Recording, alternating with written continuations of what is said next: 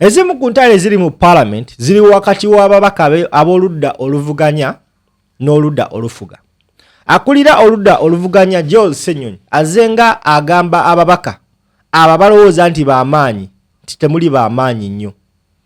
Bujja kukya lumu ng'amaanyi go tegenda wegakugasiza. Yavuddeyo n'ategeeza oba n'aweereza Annette Among obubaka. Bwe twogerera essaawa zino Annette Among yali sipiika wa Paalamenti y'eggwanga Uganda ey'omulundi ogw'okuminaogumu. Takyasobola kulabikako either ku pate oba somewhere. Yasibibwa, yaggalibwa, ali under house arrest. Joel Ssenyonyi yavuddeyo n'amugamba nti amaanyi ge wali otambuza okyagalina. Annette Among talina waasobola kuddiramu kigambo n'ekimu. Njagala owulirize Ssenyonyi ng'aweereza Annette Among obubaka. Tukomewo. Senete mugwa bane tusanyusa nnyo nnyini ddala okubalaba.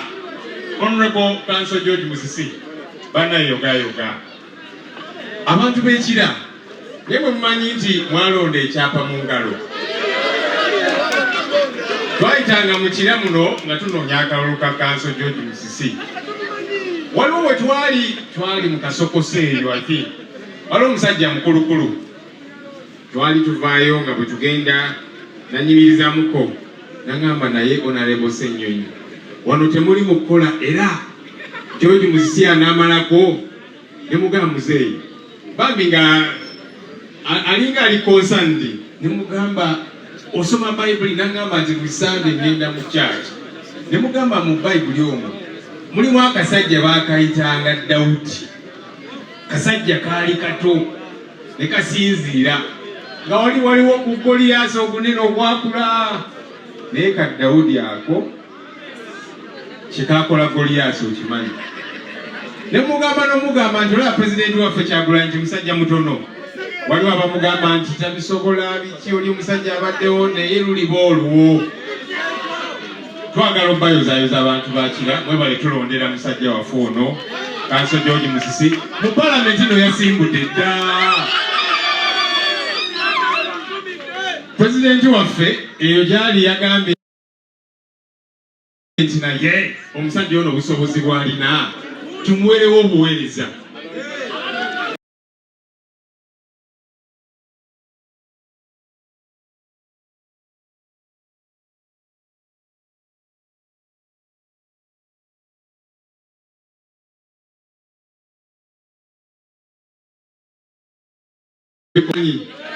Ennyonyi yaffe buli kimu kiri mulaala tewali buzibu naye waayita mbale ne balaba bye twali twogerako. Kaakati omukulu ono ye Honorable Muwaddanku Nnyingi be bakulembera akakiiko ka Kosase. Ssebo genda otukwatira ababbi bonna betwalekayo abakyaliyo abasinga twabafufukaza ne tubagoba n'abalala abaali abanene.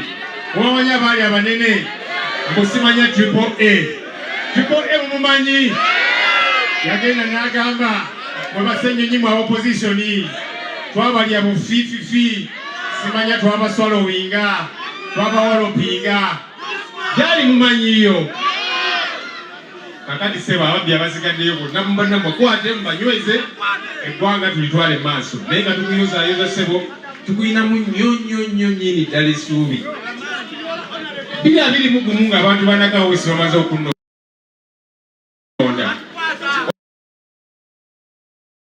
waliwo omusajja eyo musajja muyindi bamuyita Mukeshi yantwala mu kooti bamula atya buli police station ate nga nze poliisi yeesimbawo nno naye mu kalulu yafuna obulowa bwalinga 8 simanyi n'agamba muye yagwa buli wamu kijja kitya ne ngamba sha waliyo balooya abaakabi ne ngenda ewa Council George Musisi omusango n'agutuulamu n'aguwoza ne nomukuba round 1 n'ateekayo appeal naye ne tumuwangula. Omusajja oyo nno tannatusasula ssente zaffe. Nawulira nti simanyi amabanja alina mangi naki ne Council George Musisi omusango yaguwoza ne banna abalala ne tuguwangula. Kakati eno ye quality gye mulina ng'abantu baakira. Ensonga namuwulidde yatandikidde mu Parliament juzi twaliyo n'asimbulirawo. Ssebo tossa omukono. Abantu bano bakutaddemu nnyo obwesige. Ffe tulina essuubi tugenda kubayiwa. ogenda bakiikire mu palamenti gye tuli munaye tuli batono naye mu butono bwaffe batuwulira ate nga twagala batuwulirire ddala. Eno tiimu nebaza chief opposition whip Ssebusemera Kubaba. Ayo omusaadde ono mumwidi, omusaadde omusoga, omusaadde ow'amagezi amandi no. Ayo ono chief opposition whip waffe. Aye otwebalize baba waffe ise bantu kyabazinga nti yebale kuyikiriza oyidde Kampala otukulembere nga chief opposition whip. Olusoka lw'enjogera lutuufu olwo bagambye bulabire n'esswengere. Kamalirize bwenti abantu b'ekira pulezidenti abatumidde nnyo era bagambye nti bannaye temukowa nti temusse omukono paka nga tutuuse ku buwanguzi bwaffe, kubanga manyi waliwo abantu abamu bagamba nti kaakati bannaye pulezidenti nga taliiwo fe abalala weetuli gwe wooli tulwana okulaba nti embeera eno tugivaamu. Kambuza abavubuka abali wano bameka abali wano abavubuka nga tolina mulimu waliko omukono abali wano bonna mubalaba. Sijja kubuuza abo abalina emirimu naye osanga n'abo abalina emirimu ng'aliyo lwa mbeera bamuyisa bubi akasaala akavaayo katono eno bakajjako omusolo ne bakugjako omusolo enguudo tebazikola. Ogenda mu ddwaliro lya gavumenti teri ddagala. Twabadde tuwogana ku bamedical intern tebaagala basasula.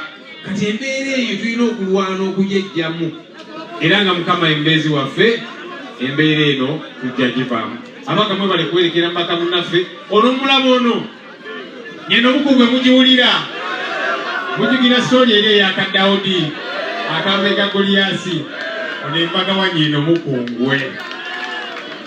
Mwebale kuweereza abantu baffe abalala babanjulidde mwebale nnyo Omukama abakuume. Oli mujjamu musajja DJ badde manyi olulabo w'ekitundu yayogedde nadda anti eyampise. Aye mambo wayi bamaze okwogera abantu bano bababuuzizza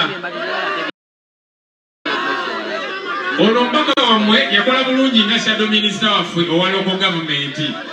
Netugaa nti akati ebirungi ebyo yakola mu local government kati twamutadde mu ministry endala eya gender, labor and social development era nga tumulinamu nnyo ensuubi Honorable Betty Ekudalima. Webale nnyo banne kantu wangi